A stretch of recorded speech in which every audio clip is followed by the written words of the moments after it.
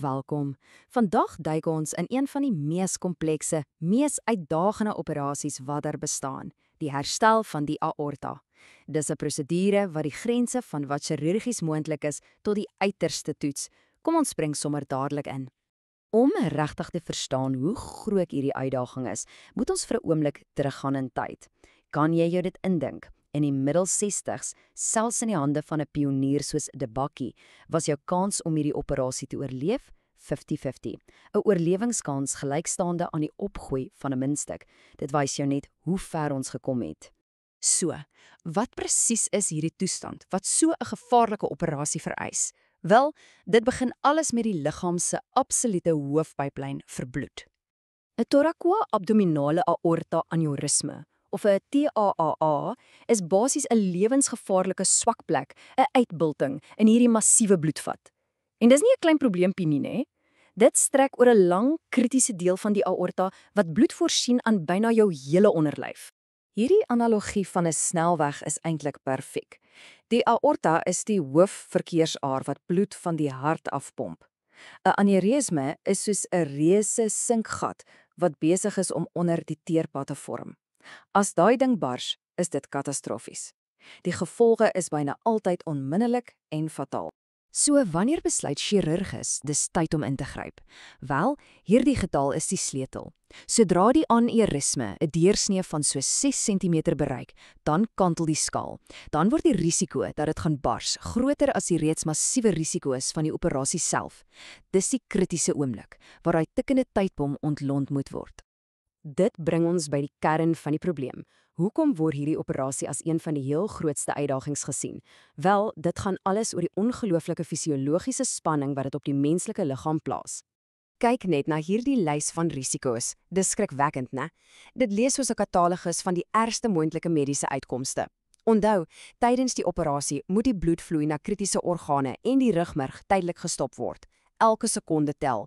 Die risiko van permanente skade, veral aan die rugmerg wat tot verlamming kan lei, is net 'n hemelhoog. Maar hier's die goeie nuus. Oor die dekades het chirurgiese pioniers soos Adams, De Bakkie en veral E. Stanley Crawford hierdie verwoestende risiko's stelselmatig begin afbreek. Deur nuwe tegnieke te ontwikkel en ons begrip van die liggaam te verdiep, het hulle die mortaliteitssyfer van 'n skrikwekkende 50% afgebring tot onder 7% in gespesialiseerde sentrums. Dis 'n absoluut merkwaardige mediese prestasie. Goed, kom ons trek ons skropklere aan en gaan loer in by die operasiesaal om te sien hoe hierdie ongelooflik komplekse herstelwerk nou eintlik gedoen word. Die hele prosedure kook af na 4 deurslaggewende fases. Eers stop die verkeer, die aorta word afgeklamp. Dan word die nuwe sintetiese pyp of oorplanting bo aan die gesonde aorta vasgewerk. Dan kom die mees kritiese, sinnetergende stap van alles. Elke klein slagaartjie wat na die ingewande en niere loop, moet met ongelooflike presisie aan hierdie nuwe pyp geheg word. En laastens word die onderkant gekoppel om die snelweg weer oop te stel. Jy sien, om die aorta reg te maak is letterlik net die helfte van die stryd. Die ander, ewe belangrike helfte, is om die res van die liggaam, veral die ongelooflik delikate rugmerg, te beskerm terwyl dit alles aan die gang is.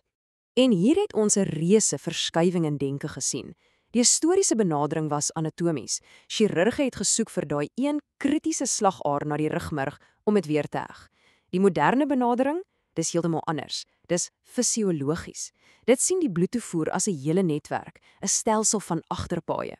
So die doel is nou om hierdie hele netwerk te beskerm en te versterk, eerder as om net op een enkele hoofpad te fokus.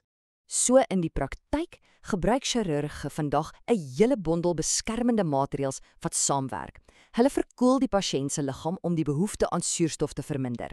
Hulle dreneer spinale vloeistof om druk te verlig.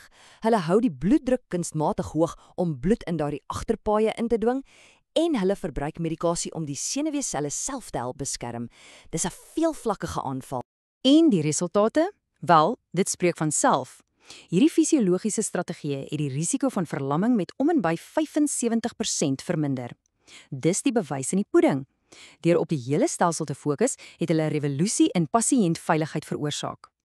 So vir daardie pasiënte wat hierdie geweldige uitdaging oorwin, wat hou die toekoms in? Hoe lyk die lewe nadat jy deur so iets is? Hierdie syfer is die tipiese oorlewingssyfer 5 jaar na die operasie. En alhoewel dit merkwaardig is as jy dink aan hoe groot die prosedure is dit steeds laer as vir die algemene bevolking. Dit herinner ons daaraan dat 'n suksesvolle operasie eintlik maar net die begin is van 'n langtermyn gesondheidsreis. Maar hier is die deurslaggewende punt, die ware goeie nuus. Vir die oorgrootste meerderheid, so 80% van pasiënte wat sonder groot komplikasies deurkom, beteken 'n suksesvolle operasie dat hulle hulle lewe terugkry. Hulle kan teruggaan werk toe, tyd met hulle familie spandeer en die dinge geniet wat hulle voorheen geniet het. Dit is die uiteindelike doelwit en dis hoekom chirurge bereid is om hierdie ongelooflike risiko's aan te durf. Dit laat ons met 'n laaste gedagte. Die reis van 'n 50% sterftesyfer tot 'n 18% kans om jou normale lewe terug te kry, is niks minder as fenomenaal nie. Maar die vooruitgang gaan nie hier stop nie. Soos tegnologie verbeter, word gister se wonderwerk môre se roetine.